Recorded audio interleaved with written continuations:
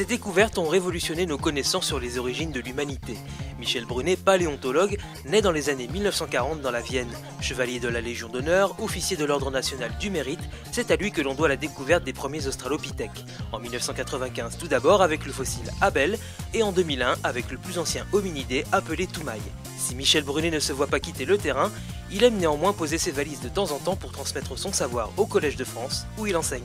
Michel Brunet, est-ce que paléontologue, c'était un rêve de gosse quand on sait que vous vouliez devenir médecin ou vétérinaire? Devenir médecin, ça voulait dire j'allais me trouver enfermé dans un cabinet médical, dans un hôpital. Alors après, je me suis dit, tu vas être vétérinaire, parce que vétérinaire, c'était dehors. Et j'ai concilié tout ça en étant paléontologue, quoi. Et en plus, j'avais un avantage.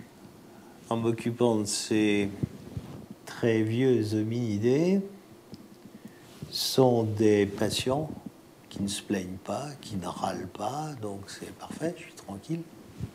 Pourquoi avoir quitté Paris après vos études pour aller à l'université de Poitiers pour monter un labo? Bâtir et monter quelque chose, c'est toujours intéressant. Aller quelque part pour construire quelque chose, je me sens encore prêt à le faire. Alors, 2001, grande découverte, Toumaï, ce fossile d'une nouvelle espèce de la lignée humaine qui repousse les origines de l'humanité à 7 millions d'années en arrière. Comment on arrive à une telle découverte? Alors, la plus belle découverte que j'ai faite, c'est pas Toumaï, c'est Abel, c'est le premier, en 1995.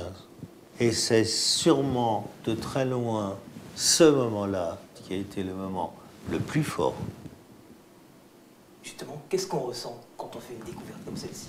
On a du mal à y croire, ça fait tellement longtemps qu'on cherche. La science, c'est un jeu. Moi, je continue à jouer en essayant de trouver le plus vieux. C'est un émerveillement permanent. Et Michel Brunet, il se voit comment dans 10 ans? Michel Brunet, il essaie de comprendre certains trucs. Il est convaincu que pour avancer, il faut avoir de nouveaux fossiles. Et pour avoir de nouveaux fossiles, eh bien, il faut aller dehors, il faut aller sur le terrain. Donc, voilà. Et enfin, un mot qui pourrait qualifier ce que vous a apporté la science dans votre vie? Beaucoup de joie, beaucoup de satisfaction. Vous avez encore beaucoup de rêves? Oh oui, oh oui, oh là là, oui, plein, oui, plein. Plein, oui, bien sûr, oui. Je vous dis, ça, c'est clair, oui. Oui, oui. Tant qu'on est jeune et en bonne santé, on peut avoir beaucoup de rêves.